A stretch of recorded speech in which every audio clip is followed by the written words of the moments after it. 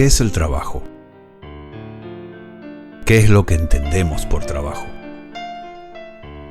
¿Cuál es la definición de trabajo?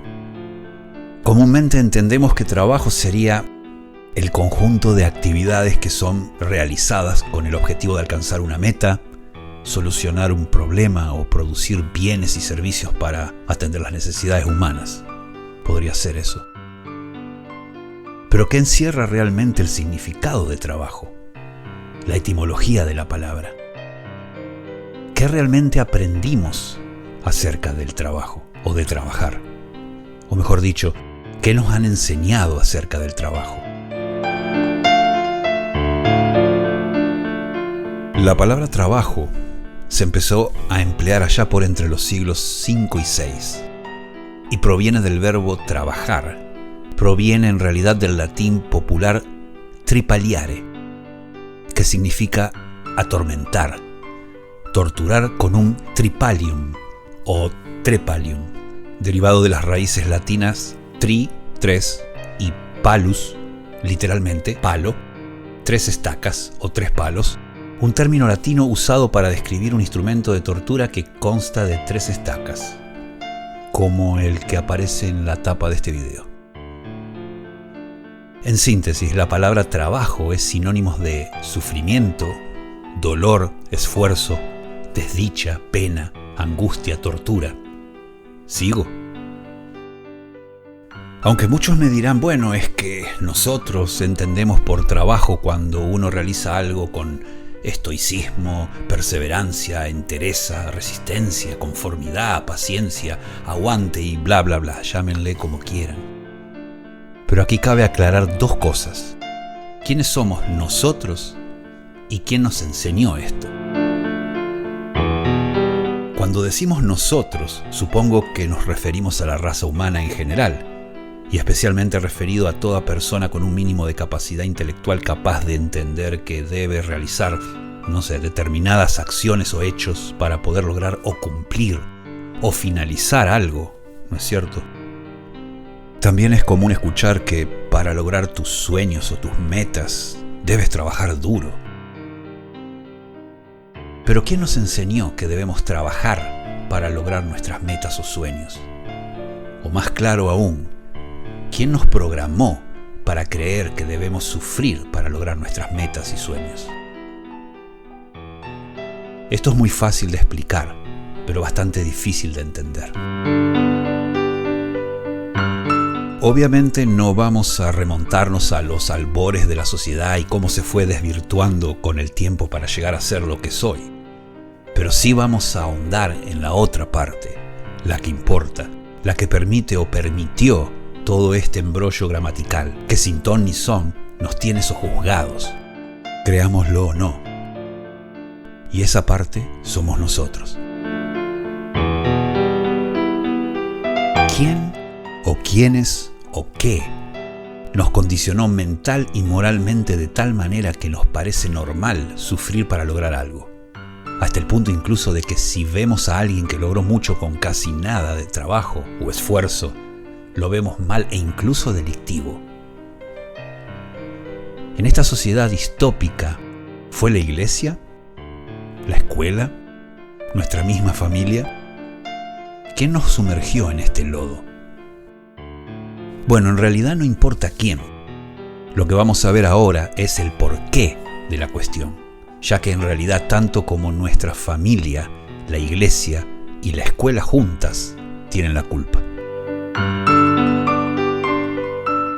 Como seres infinitos, y pertenecientes a una única creación, una única fuente, todos tenemos las mismas opciones y oportunidades.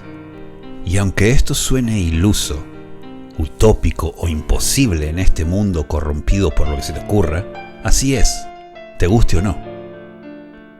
Todos, pero todos, nacemos con dones y talentos, destrezas y habilidades innatas que pueden, mejor dicho, que deben ser desarrolladas y activadas para lograr lo que queremos.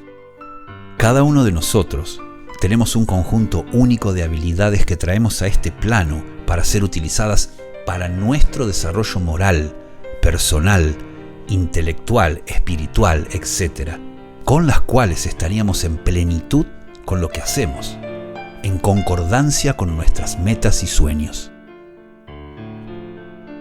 Con dichas virtudes, viviríamos la plenitud del ser, la satisfacción de ser lo que quisiéramos, sin esfuerzo, sin sufrir, sin trabajo, entre comillas, valga la real definición de este mismo, porque hacer lo que fuese que hiciéramos en este plano, de esta manera nos traería solo, y qué más, la dicha de hacerlo. Entonces, ¿qué nos pasó? ¿Qué nos ha pasado que hoy sentimos todo lo contrario? Hay una explicación muy gráfica y fácil de entender que utiliza el ejemplo de la escuela o las universidades o colegios, como la quieras aplicar, que expuso una vez en una de sus conferencias una persona muy especial que a su vez es maestro o profesor, mejor dicho, de la Universidad de Sevilla y se dedica a impartir docencia en materias de espiritualidad, en másteres y cursos universitarios, entre miles de otras cosas. El economista sevillano Emilio Carrillo. Con mis palabras, Emilio expuso lo siguiente. La palabra educación viene del latín educere, que significa conducir, guiar, orientar, aunque también es posible relacionarla con la palabra exducere, que significa sacar hacia afuera, llegando a la definición etimológica de la palabra como de conducir hacia afuera, ofrecer los medios necesarios para el desarrollo de nuestros dones y talentos. O sea que Emilio Carrillo resume la educación como el arte de darnos los medios necesarios para que nosotros podamos desarrollar nuestros dones y talentos, para que podamos desarrollar eso que hemos venido a hacer acá. Entonces Emilio sostiene que las escuelas, los colegios, las universidades no educan, simplemente forman. Y da un ejemplo muy gráfico, muy fácil de entender, relacionado con una computadora.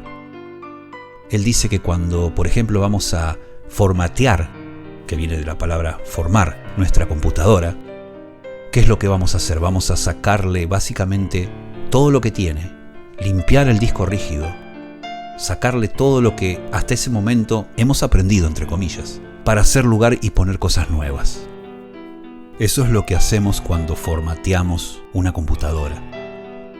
Pero en el proceso, cuando estamos por hacerlo, sale un cartel que te pregunta si estás seguro de lo que estás haciendo, porque realmente estás haciendo un cambio en el sistema, estás borrando algo que ya tenías.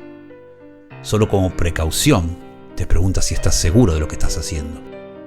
Entonces él hace una analogía en donde dice que las universidades, las escuelas, los colegios deberían tener en la entrada un cartel para que cuando nosotros llevemos a nuestros hijos leamos: ¿está usted seguro? Hay una diferencia gigantesca entre educar y formar. Entonces, ¿qué estamos esperando? De más está decir que intentar implementar este concepto en la educación moderna y hacerlo viable para lo que la sociedad necesita de nosotros es prácticamente utópico. Y es aquí donde, como en un cuento fabuloso, la realidad de lo que somos se convierte en pura fantasía. Y así hemos vivido, desde los confines de los tiempos, aceptando esto como la realidad que nos toca y como la realidad que somos, seres materiales destinados a sacrificarse sufrir, a esforzarse, a angustiarse para lograr nuestras metas o nuestros propósitos. Incluso como mora en afiches en las paredes de las grandes corporaciones. Usted tiene derecho a trabajar. Esto es lo que somos en este mundo ilusorio. Esto es lo que hacemos en este mundo ilusorio. Esto es lo que dejamos que nos hicieran. Y lo peor es que estamos orgullosos de eso y lo pasamos de generación en generación como ejemplo de vida. Lo aprendemos en la escuela, lo escuchamos en la iglesia como fieles y temerosos servidores de un Dios que nos ama porque sufrimos. Ahora te pregunto, ¿cuánto nos falta para que despertemos?